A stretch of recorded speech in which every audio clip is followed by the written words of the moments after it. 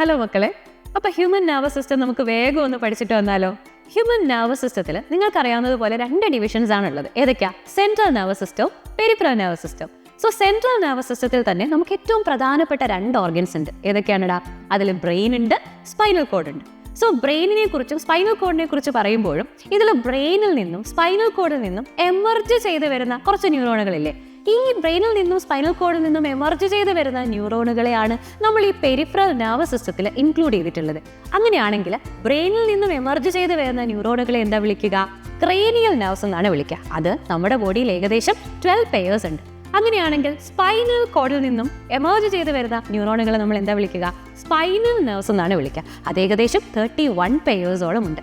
അങ്ങനെയാണെങ്കിൽ ഇതുപോലെയുള്ള നമ്മുടെ പെരിഫറൽ നെർവസ് സിസ്റ്റത്തിനെ നമ്മൾ വീണ്ടും എന്ത് ചെയ്തിട്ടുണ്ടാ? ഡിവൈഡ് ചെയ്തിട്ടുണ്ട്. So once again central nervous സിസ്റ്റവും പെരിഫറൽ നെർവസ് സിസ്റ്റവും എന്ന 2 ഹ്യൂമൻ നെർവസ് സിസ്റ്റത്തിന്റെ പാർട്ടിൽ തന്നെ പെരിഫറൽ നെർവസ് സിസ്റ്റത്തിന് വീണ്ടും നമ്മളൊരു ഡിവിഷൻ കൊടുക്കുകയാണ്. സോ പെരിഫറൽ നെർവസ് സിസ്റ്റത്തിന്റെ 2 ഡിവിഷൻസ് ഏതൊക്കെയാണിടാ? ഒന്ന് somatic neural system, 2 autonomic neural system.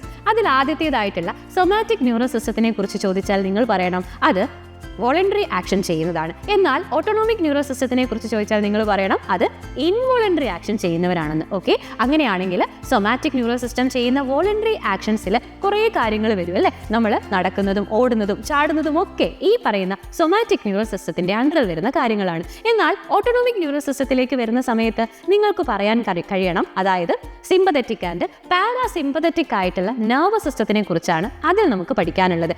അതായത് നമ്മളിപ്പോൾ ഒരു ഫ്ലൈറ്റ് ഓർ ഫൈറ്റ് കണ്ടീഷൻ ഒക്കെ വരുന്ന സിറ്റുവേഷൻസ് ഉണ്ടല്ലോ. പെട്ടെന്ന് നിങ്ങളൊരു പാമ്പിനെ കാണുക, ഒരു ഫയർ അലാർമിംഗ് കണ്ടീഷനിലേക്ക് പോവുക. ഈ ഒരു കണ്ടീഷനിൽ നിങ്ങളുടെ ബോഡിയിലുള്ള സിമ്പതറ്റിക് സിസ്റ്റമാണ് ആക്ടിവേറ്റഡ് ആവുക.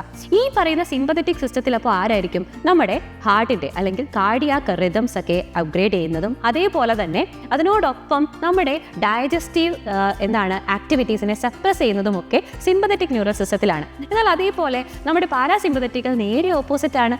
ഈ റൈസ് ചെയ്ത ഹാർട്ട് റേറ്റിനെയും റിതത്തിനെയും ഒന്ന് സപ്രസ് ചെയ്യുകയും അതേപോലെ തന്നെ നമ്മുടെ ഡൈജസ്റ്റീവ് ആക്ടിവിറ്റീസിനെ ഒന്ന് അപ്ഗ്രേഡ് ചെയ്യുകയും ചെയ്യുന്ന ഫംഗ്ഷനാണ് ആർക്കുള്ളത്? പാരാസിമ്പതറ്റിക് സിസ്റ്റത്തിനുള്ളത്. ഓക്കെ, അപ്പോൾ ഇത്രയും എളുപ്പത്തിന് നമുക്ക് എന്ത് പഠിക്കാനായിട്ട് സാധിക്കും? നമ്മുടെ ഹ്യൂമൻ നെർവസ് സിസ്റ്റം പഠിക്കാനായിട്ട് സാധിക്കും. അപ്പോൾ എല്ലാവരും ഉഷാറായിട്ട് പഠിക്കുക. അടുത്ത ടോപ്പിക്കായിട്ട് നമുക്ക് ഉടനെ കാണാം. Okay, thank you.